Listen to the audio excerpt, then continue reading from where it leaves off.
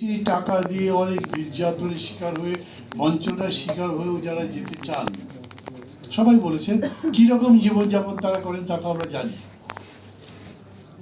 মানে এরকম আমি বলবো না যেন তারা সবাই লড়াই করুক বাংলাদেশের মুক্তির লক্ষ্যে, কিন্তু আমি বলছি তারা তাদের জায়গায় অন্তত নিজের জীবন যাতে সুন্দর করতে পারে তার ব্যবস্থা সরকার করবার চেষ্টা করুন। আমার বক্তব্যটা এখানেই শেষ করে দিতে পারতাম, কিন্তু আমি জানি না কি কারণে মাসুদ কামাল এই আলোচনার প্রতিপাদ্য তুলে আবার একটু পিছিয়ে গেল। এই জুলাই আগস্ট আন্দোলনে প্রবাসীদের ভূমিকা বললো না, ভূমিকা মানে আগে কি কি করেছেন সে কথা তো আমরা পত্র পত্রিকায় পড়েছি, টেলিভিশনে দেখেছি, আজকে তাদের কাছে শুনলাম। কিন্তু জুলাই আন্দোলন তো শেষ হয়নি। প্রাথমিক বিজয় হয়েছে যে আমরা ফ্যাসিবাদকে পরাজিত করেছি, কিন্তু আন্দোলনের মধ্যে দিয়ে যে স্লোগানটা উঠেছে একটা নতুন বাংলাদেশ চাই। নতুন বাংলাদেশ মানে পুরাতনের মতো নয়, শোষণ, বঞ্চনা, নির্যাতন, লুটপাট, গণতন্ত্রহীনতা আর ভোট চুরি করে ডাকাতি করে ভোট নষ্ট করে দেওয়া, এইরকম দেশটা। একটা দেশ যেই দেশ বাসযোগ্য হবে, যেই দেশকে ভালোবাসতে পারবো, যেখানে বুক ভরে শ্বাস নিতে পারবো, অন্ন, বস্ত্র, শিক্ষা, চিকিৎসা, বাসস্থানের ব্যবস্থা একদিনে না হোক ধীরে ধীরে হবে, সেই রকম দেশ। এটা তো লম্বা আলোচনা, আমি অত লম্বা আলোচনার মধ্যে যাচ্ছি না। আমি প্রবাসীদের জন্য এই প্রসঙ্গের অবতারণা করছি, এটা কিন্তু খুব সহজ কাজ নয়। এমনকি কেউ কেউ এরকম বলেন না সংস্কারটা ঠিক মতো করা হোক। কারণ সংস্কার জিনিসটাই এমন যেটা ফ্রম ইনফিনিটি টু ইনফিনিটি চলতে থাকবে। বাংলাদেশ যতদিন আছে প্রতিদিনই এর সংস্কার করা দরকার।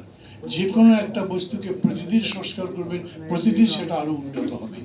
আমরা একটা নির্দিষ্ট সময়ের জন্য একটা নির্দিষ্ট বিষয়কে, উদ্দেশ্যকে সামনে রেখে সংস্কার করবার কথা ভাবি, এবং সেরকম যদি বলেন তাহলে বর্তমান সরকারের সংস্কার করবার ম্যান্ডেট কতদূর হতে পারে ঐতিহাসিকভাবে, এইটা ভাবা দরকার। কথাটা কেন তুলছি, ওরা সংস্কার সম্পূর্ণ করুক, তারপরে নির্বাচন।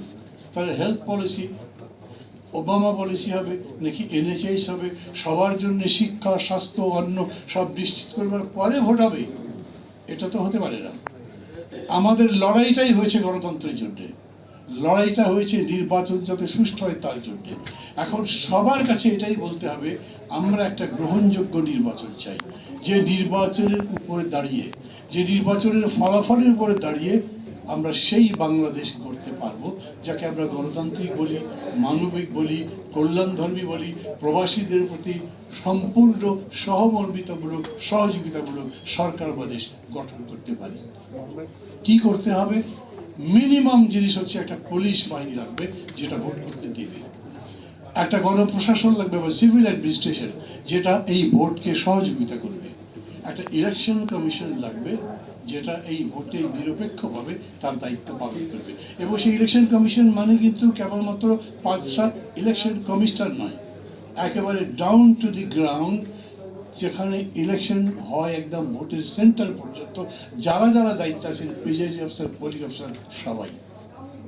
আমি ব্যক্তিগতভাবে, দলগতভাবে, কিংবা আমি মনে করি আমার জোটেরও অনেকে অ্যাগ্রি করবেন, অনেকে হয়তো নাও করতে পারেন, কিন্তু এটাই আমাদের প্রথম করতে হবে যে এই নির্বাচনের ব্যাপারে তাকে সেই পুরো ব্যবস্থাটা করতে হবে। একটা পুলিশ প্রশাসন গড়বেন যেটা ভোটের জন্য, মানে যেটা জনবান্ধব একটা পুলিশ বাহিনী। সোজা কথা নয়, পুলিশ তো কেবল মনে করে তারা চাকরি করে যে